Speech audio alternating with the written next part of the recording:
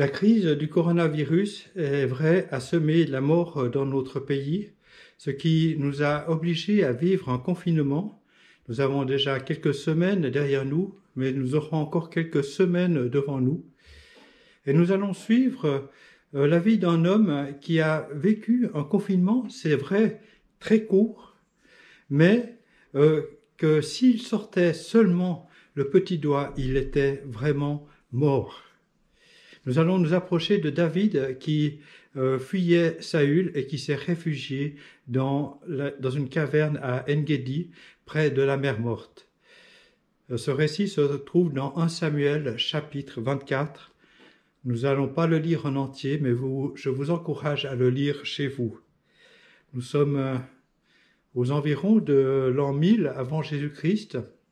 Saül, le premier roi d'Israël, a été déjà destitué par Dieu à cause de ses nombreux péchés. Et David a été choisi par le prophète Samuel, et Samuel l'a oint comme roi pour remplacer Saül devant Dieu. À ce moment-là, David ne règne pas encore, c'est Saül qui règne, et Saül sait que c'est vraiment une menace que de savoir qu'il y a encore David qui est là pour prendre sa place. Et le seul moyen d'éradiquer cette menace, c'est de le mettre à mort.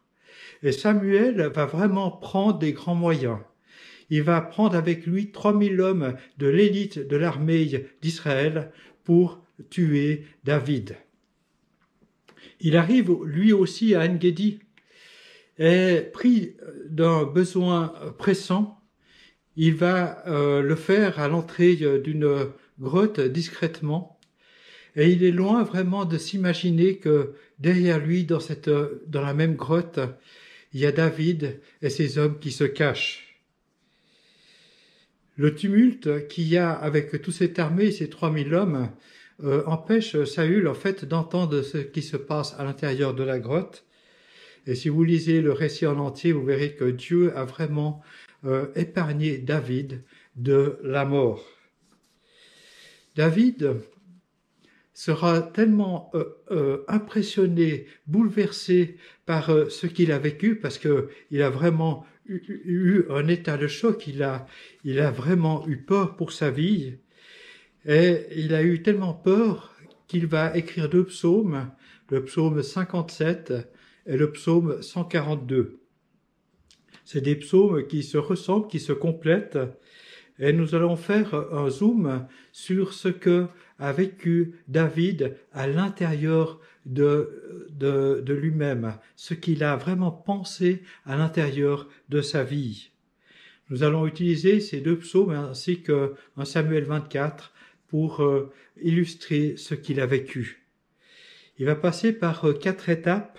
D'abord le cri, et c'est David qui s'exprime « De ma voix, je crie à l'Éternel, de ma voix, j'implore l'Éternel.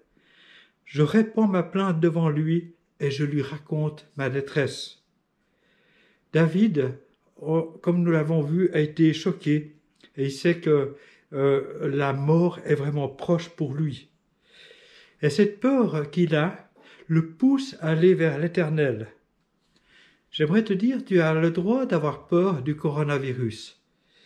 Et cette peur est quand même bénéfique parce qu'elle va t'amener à une certaine prudence, une prudence qui t'est salutaire. Mais je t'encourage à ne pas rester troublé, à ne pas être figé par la peur.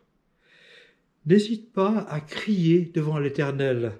Expose-lui ce que tu vis à l'intérieur de toi-même. Sois vraiment vrai, car l'Éternel entend ce que tu dis. David passe directement au 2e point, la confiance. Il dit « Je crie au Dieu très haut, au Dieu qui agira en ma faveur.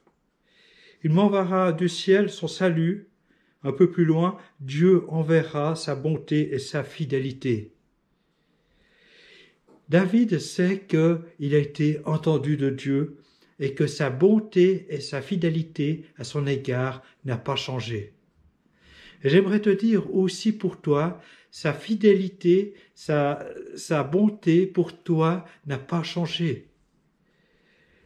Fais-lui confiance, mets en lui ta confiance, et tu verras que Dieu va te donner une paix que tu ne connais pas. Oui, ta bonté et ta fidélité à mon égard ne sont pas terminées. Troisième point, refuse les dires de l'ennemi. David, du fond de cette caverne, devra refuser les mauvaises paroles qu'il entend. Les gens qui l'accompagnent sont opposés politiquement au règne de Saül. On ne sait pas pourquoi, mais c'est des gens qui sont mécontents, qui sont aigris et qui sont peut-être même pleins de haine envers Saül. C'est pour ça qu'ils ont rejoint David. Et David dit en parlant d'eux, « Je suis couché au milieu des gens qui vomissent la flamme. » Et ces hommes lui disent, « Voici le jour où l'Éternel te dit, « Je livre ton ennemi entre tes mains, traite-le comme bon te semblera. » Autrement dit, profite de cette occasion parce qu'il n'y aura peut-être pas d'autre pour tuer Saül. Ils arrivent même à mettre l'Éternel dans le coup. David sera sage et il aura même des paroles de sagesse. Il dit « Des méchants vient la méchanceté ». Dans ces temps où le coronavirus continue à faire son œuvre, nos autorités, c'est sûr, ont des grandes décisions à prendre. Je crois qu'il est facile de les critiquer, facile d'écouter les mécontents, mais je t'encourage à remplacer ces paroles négatives par la prière. Prie pour nos autorités, elles en ont besoin afin d'être dirigées par le Dieu d'en haut, afin qu'elles puissent prendre les bonnes décisions. Et j'aimerais te dire que si tu pries pour elles, tu vas être toi-même béni en retour. Quatrième et dernier point, loue-le. David arrive à la fin de son psaume, le psaume 57, et il proclame « Mon cœur est affermi ô Dieu. Je chanterai, je ferai retentir mes instruments.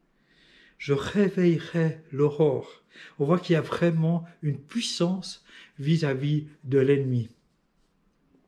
Je dois vous avouer que quand il y a quelques jours en arrière, quand le Conseil fédéral a annoncé qu'il y avait encore des semaines de confinement pour le pays, moi qui pensais que ça allait être prochainement fini, j'ai eu un peu un coup de blues, j'étais un peu découragé. Et j'ai prié, j'ai dit, mais Seigneur, mais qu'est-ce que je peux faire pour sortir de ce sorte de marasme? Et tout à coup, ça m'est venu les chants que je chantais au début de ma conversion, à la fin des années 70. Et des chants qui me parlent, qui sont mon identité. Et j'ai commencé à les chanter, pas à tue-tête, mais à haute voix quand même. Et ces chants ont fait vraiment du bien dans mon cœur.